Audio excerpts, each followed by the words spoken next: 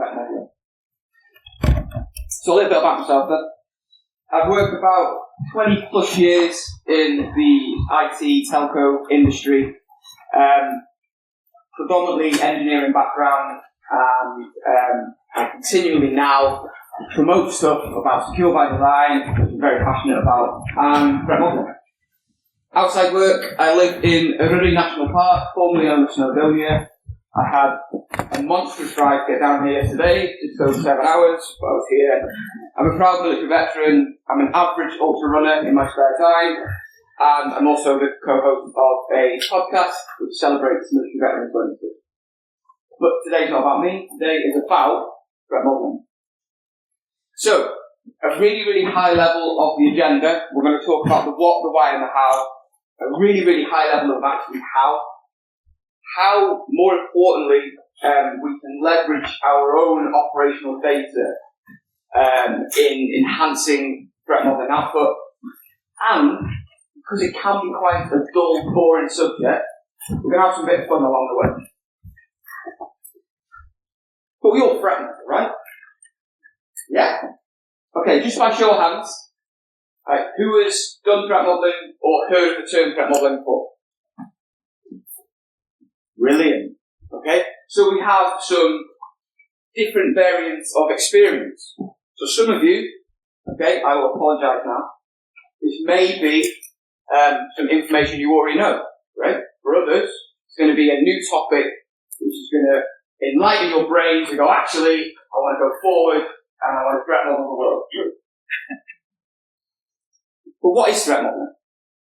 So in its simplest form, threat modeling is about highlighting a threat against a thing and then putting stuff in place to stop that threat from happening. Right? And when I refer to a thing here, I mean like an asset. And when I refer to an asset, in our environment, in our profession, this could be anything from a device, an application, an environment, a network, an infrastructure. Okay? So, that's what it is. You highlight the threat first, think about what could go wrong, and then apply a control or mitigation to stop that potentially from happening. Why do we do it though? Okay, so apart from the obvious, it makes sense. Alright? Think about it like insurance. Okay? Stick with me with this one. So, throughout our lives, everyone in here has probably got car insurance at one point, home insurance, travel insurance, life insurance. Now we get these not because we want to crash our car, not because we want our house to fall down, or our holiday to get cancelled, or even to hurt ourselves. But we get these to ensure that we have the right things in place if those things would happen. And that's what kind of like threat modeling is. We're putting the right things in place to stop if those things were to happen. So how? Threat model completed. This is where the art comes into it. Right? So, art in general could be anything from finger paintings, potato paintings, we all remember doing in school, right the way through to the Mona Lisa. All art, right? There's all different interpretations of it, and what the pastel necklaces that you get from young folk coming home from nursery, which you have put on the fridge for years and years and years, alright, to seeing that amazing painting in Louvre. Now today, what I will say is, I'm not going to discuss any framework. Alright? I'm not going to go into any frameworks, any particular vendor sort of structure in how you threat model, because there are plenty.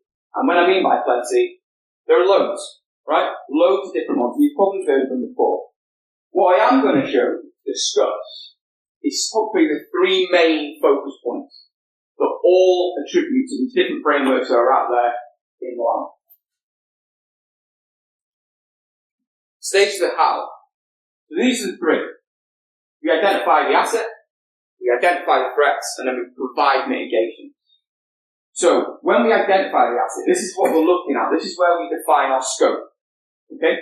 what we actually want into threat model or protect, right? How far do we go? We don't want to end up down the rabbit hole having tea with a Mad Hatter, Alice in Wonderland style, because that happens, alright? Because we bracket out, what happens if this happens? What happens if this happens? This, at this point, stage one, is where you really clearly need to define what you need to look at. But this also includes, where am I weak at this point?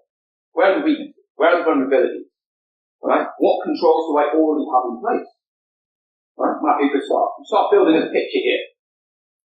The second is identifying threats. Okay. I now know what I need to model. I now know the history behind it, exactly what we're going to do. What could go wrong? What thorn in the side, what spanner in the works can happen here?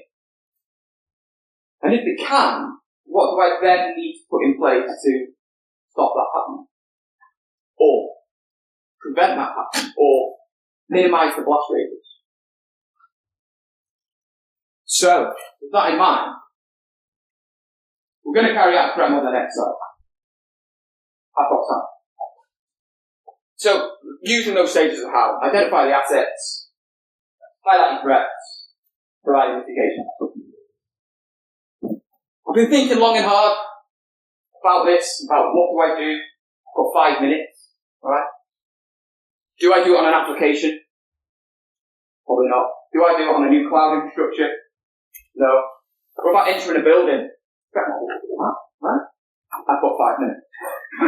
So there's been a thing that's been plaguing the world over for years. And that's what us as a collective today is going to threat model. How does a chick cross the road? So today, we are going to threat model how Plucky here, and also, if you've noticed,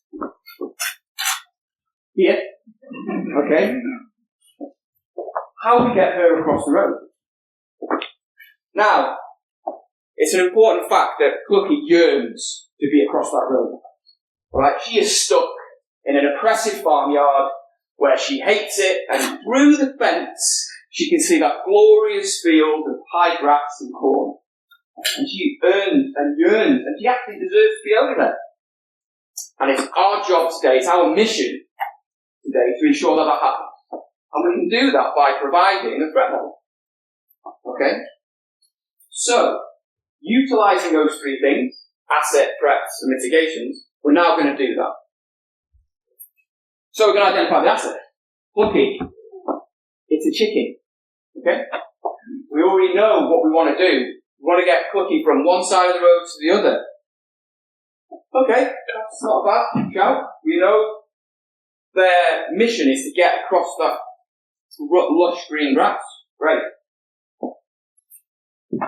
What are the weaknesses about Plucky then? Well, it may surprise you, but Plucky doesn't have any road sense. Doesn't read the highway code, has no situational awareness. It's a chicken. Alright? She can't fly. Right? But, have you ever seen the Rocky movie? She's pretty fast. Alright? She can dart, head down, wings back, straight across the road. So we now understand the asset, right? We have chicken, chicken wants to go from A to B. All agree? Cool. Threats then. Thinking about it now, shout out what particular threats we may encounter getting Plucky across the road. Boxes, yeah? Someone said farmer. Anything else? Cars, brilliant. Trebuchet. Yes. Yes. No, it's on the way down. So, we have the road itself, alright? Windy, bending road, it's in a dip, potholes, alright? We have cars, alright? Cars go up and down the road all the time. We have boxes, alright? They're going to be laying in wait, waiting. We also have environmental factors. It's in a dip, potholes again. I'm just going to keep mentioning the potholes because if it rains, those potholes will fill with water. Clucky's not the best. She hates rain. Alright? Have you ever seen a chicken in the rain? They don't bloody move. They just sit there like that because they don't like rain. So, we We now know what we want to protect. We now know the potential threats to that. So, I'm going to quickly flick up some mitigations we could put in place. So, we could put a crossing. Hedgehogs have them, why can't chickens have them? Right? So, that alleviates the whole thing. We could put barriers in place along the roadside to protect the chicken just aimlessly wandering into the road. If the chicken is successful and gets across the road, could be some foxes over there, so we're going to give Flucky a lightweight suit of armour. Alright? Now I know you've all got it in your head. Lancelot chicken, right? Lightweight suit of armour. She doesn't like the rain, we're going to give her an umbrella as well. Because what we don't want is halfway to get across the road, it starts raining, she just sits there. Alright? So, what we've done there, really, really quickly, is a threat model, right? We've understood the asset, we've highlighted some threats, and we've provided mitigations. Agree? Yeah? Nodding faces is great. But how do we actually make that even better? How can we properly ensure that Flucky gets across the road safely? We do this by leveraging our operational data. So, what do I mean by that? Who here works within security operations in some way, shape or form? Okay. Who here works in architecture or design in some way, shape or form? Okay. Do you guys actually talk to each other? Alright? And this is why I mean, this is fundamentally important that operations and design security talk to each other. Right? And this is the thing that I'll be banging my drum on for as long as I can speak about it, right? It's the fact that if you guys know in operations what's happening, and we can identify that in design, it makes sense to talk to each other, right? And this is about leveraging operational data. For what data? Again, only 3 steps to make it really easy to say. Threat intelligence, incident data, and threat actors of interest. So what I mean by threat intelligence, right, is threat intelligence of the landscape in general. Alright? You go down a step and go, actually, it could be threat landscape of the industry that you work in. Okay? You can even go down a step further, which is where I want you all to be, which is the intelligence specifically against your business. Okay? You could utilize that. Incident data. Now, this is absolute golden, concrete evidence. That threat you've highlighted has happened before. Alright? So take away the stuff that you did from your PIRs, your post-incident reviews, your controls that you put in place, the AHGs or other teams, right? Utilize that for your mitigations. And then threat actors of interest. So, if you have a list of threat actors that specifically either target your industry or your business, how can you align those to that threat model? And then if you get all 3, alright, you have an absolute golden ticket. So you have intelligence that says that threat can happen. You have an actor that is consistently attacking you, but also uses that, and it ties into the intelligence. And you've got past incident data to say, this has happened, alright, so we need to pin our ears back. So, with that in mind, how does it help? Well, it gives us real-time dynamic updates. The use of intelligence gives us dynamic updates on our threat models. So, if once you've done a threat model, it happens and some new thing comes into play, you can use that intelligence to go, actually, we may need to revisit our threat model. It allows us to enhance our threat prioritization. At the end of a threat model, you can have 20, 30, 50 threats. Utilizing these 3 key data sets can actually prioritize the threat. Not score it, but prioritize it. Actually, this threat, where we've put it down here, ticks all those 3 boxes, is actually up here. And it allows you to allocate your defenses, your resources effectively. It gives us a bit of understanding of motivations and tactics. And again, this is where I talk about operations talking to design. Design can feed into threat hunting teams. who then can say, actually, they wouldn't go round that way, they could go round this way, and you go, oh no, okay, we've now found X, Y, and Z threats. Okay? Data-driven insights. We're actually using empirical data here, so it's concrete evidence that things like incident data has happened before. This takes away that subjectivity, the finger in the air job. It gives you an objective look on a threat model. And it creates that amazing thing that we all need in security, is that continuous feedback loop. So design talks to operations, operations talk to design, talk to risk, if we can get into the room. Alright? But that's how it helps. So, now stages of the how, we're going to add operational data. Remember the threats? Road, car, box, weather. Does this operational data now, and I'm going to give you some operational data in a second, does this enhance the threat level? Does this expose any more vulnerabilities? But even better than that, does it challenge our original thinking around it? So, Intel. What we know about this road is it's extremely busy in the morning. 9 and 12, absolutely rammed with cars. We know that on the opposite side of the field, there's long grass, covered, brilliant. But the field is split into two. On the left-hand side, it's open. But we have that pesky little fox that sits there waiting in the left-hand side of the field. In the right-hand side of the field, it's fenced off. Okay? And it can't allow medium to large animals in. Little animals can get in, don't worry. And we know it's going to rain from about 9 onwards. All day. Past incident data. Unfortunately, the last 3 chickens that attempted this journey were squashed by a car. The PIR from that was to put a bridge in place. Due to costs and restraints, the business decided not to put it in place. When they have got over, the foxes had to go as well. And the threat actors of interest, as we know, are the car and the fox. So what does that now do? Having known that information, bearing in mind we know the threats, we know everything else, adding this information, what does that do to our mitigations? So, it actually adds a little bit more. So now we know we have a clear window of when we could potentially cross the road unscathed, so we're going to go walk in the afternoon. We're going to put barriers up, they're still in place, but cars, we're going to put crossing signs up, alright, to slow these cars down. We're going to direct the chicken to the right-hand side of the field to ensure that she gets in where she needs to get to. Still going to give her the suit of armour because, why not?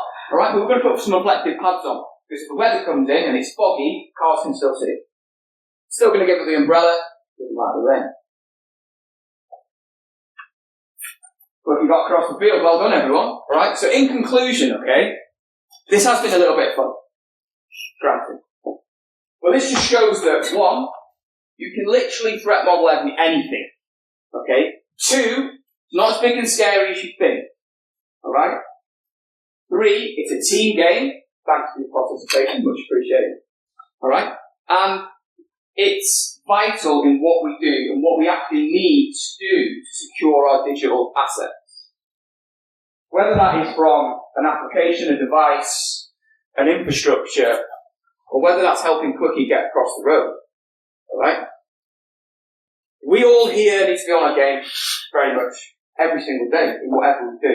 But we need to ensure that secure by design, and designing securely at the inception of the idea, starts with, amongst many things, threat modeling.